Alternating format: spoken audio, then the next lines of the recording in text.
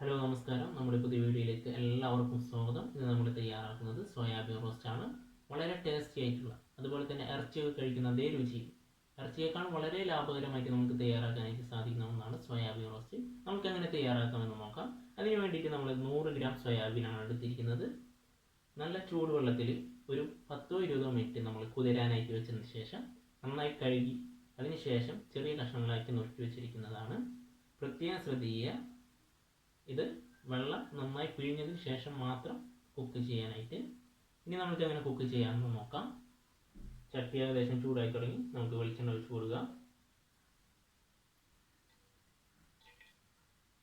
ഇപ്പോൾ ഏകദേശം വെളിച്ചെണ്ണ ചൂടായി തുടങ്ങി. നമുക്കതിലേക്ക് 2 സവോള അരിഞ്ഞ് വെച്ചിട്ടുണ്ട്. സവോള നമുക്ക് പെട്ടെന്ന് വാടി കിട്ടുന്നതിന് വേണ്ടിയിട്ട് നമുക്ക് 1 ടീസ്പൂൺ ഉപ്പ് ഇട്ട് കൊടുക്കാം. സവോള ഏകദേശം വാടി തുടങ്ങി. നമ്മൾ അരിഞ്ഞു വെച്ചിരിക്കുന്ന ഒരു തക്കാളി അതുകൂടി അതിലേക്ക് ഇട്ട് കൊടുക്കാം. ഇപ്പോൾ തക്കാളി ഏകദേശം വാടി തുടങ്ങി. ഇപ്പോൾ നമ്മൾ എടുത്ത് വെച്ചിരിക്കുന്ന ഒരു 10 അല്ലി വെളുത്തുള്ളിയും അതുപോലെ തന്നെ ഒരു ചെറിയ കഷ്ണം ഇഞ്ചി, ഒരു 2 തണ്ട് വേപ്പില, ഒരു 5 പച്ചമുളക് അത് ചതച്ചതാണ്. നമുക്ക് അതുകൂടി അതിലേക്ക് ഇട്ട് കൊടുക്കുക.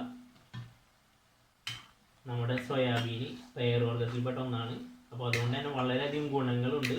അതുപോലെ തന്നെ ഇറച്ചികൾ കഴിക്കുന്നതിനെക്കാട്ടിയും വളരെയധികം ഗുണങ്ങളുണ്ട്. അപ്പോൾ എല്ലാവരും ഇതൊന്ന് ട്രൈ ചെയ്യുക. അതുപോലെ തന്നെ നമ്മുടെ വീഡിയോ ആദ്യമായിട്ട് കാണുകയാണെങ്കിൽ സബ്സ്ക്രൈബ് ചെയ്യുക. അപ്പോൾ നമ്മുടെ സവോളൊക്കെ ഏകദേശം വാടി, തക്കാളി എല്ലാം വാടി ഏകദേശം പരിവായി തുടങ്ങിയിട്ടുണ്ട്. അപ്പോൾ നമുക്ക് അതിലേക്ക് നമ്മുടെ മസാലപ്പൊടികൾ ചേർക്കാം. ഒരു ടീസ്പൂൺ മഞ്ഞൾപ്പൊടി ഇട്ട് കൊടുക്കാം.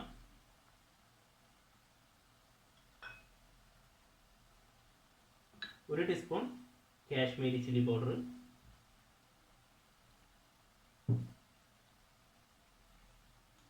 2 ടീസ്പൂൺ മല്ലിപ്പൊടി ഇട്ട് കൊടുക്കുക.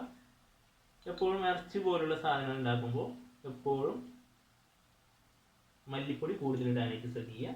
അതുപോലെ തന്നെ നമ്മുടെ മീറ്റ് മസാല 1 ടീസ്പൂൺ ഇട്ട് കൊടുക്കുന്നുണ്ട്. അതിനുശേഷം നന്നായി ഇളക്കി കൊടുക്കുക. ഇപ്പോൾ നമ്മളെ മസാല ഏകദേശം റെഡി ആയിട്ടുണ്ട്. അതിലേക്ക് നമുക്ക് നമ്മുടെ സോയാബീൻ ഇട്ട് കൊടുക്കാം. ഇങ്ങനെ നമ്മളെ സോയാബീൻ ചെറിയ കഷ്ണങ്ങളാക്കിയത് കൊണ്ട് തന്നെ നമ്മളെ മസാല ഒക്കെ നന്നായി സോയാബീനിൽ പിടിച്ചിട്ടുണ്ട്.